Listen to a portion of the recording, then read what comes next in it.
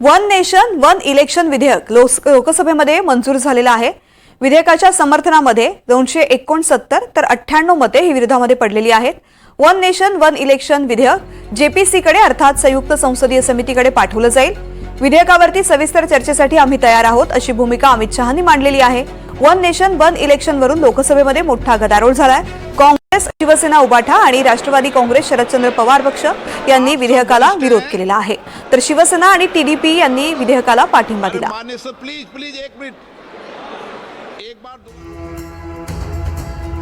तर हे one nation one election विधेयक काय आहे जाणून घेऊयात। लोकसभा निवडणुकीबरोबरच सर्व विधानसभा निवडणुका घेण्याची तरतूद यामध्ये आहे। सर्वाधिकार राष्ट्रपतींना असतील। राज्यघटनेच्या कलम 83 मध्ये सुधारणा केली जाईल। लोकसभेचा कार्यकाळ 5 वर्षांसाठी निश्चित केला जाईल।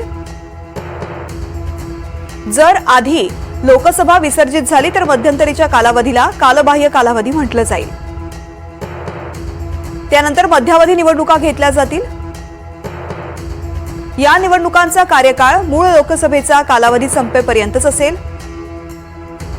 विधानसभा निवडणुकांसाठीही हाच न्याय राहील।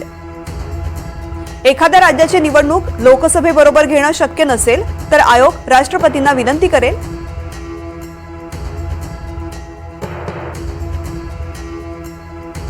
वन नेशन वन इलेक्शनचे फायदे आणि आव्हानं सुद्धा जाणून घेऊयात। सतत होणाऱ्या निवडणुकांऐवजी एकाच वेळी सगळ्या निवडणुका होतील। निवडणुकीचा खर्च आणि वेळ वाचेल। मतदानाचा टक्काही वाढण्याची शक्यता आहे। देशात राजकीय स्थैर्य आणण्यामध्ये मदत होईल। निवडणुका डोळ्यासमोर ठेवून वारंवार धोरणं बदलली जातात, त्याला आळा बसेल। आचारसंहितांमुळे रखडणाऱ्या विकास कामांनाही गती मिळेल। अधिकाऱ्यांचा वेळ आणि ऊर्जा वाचेल।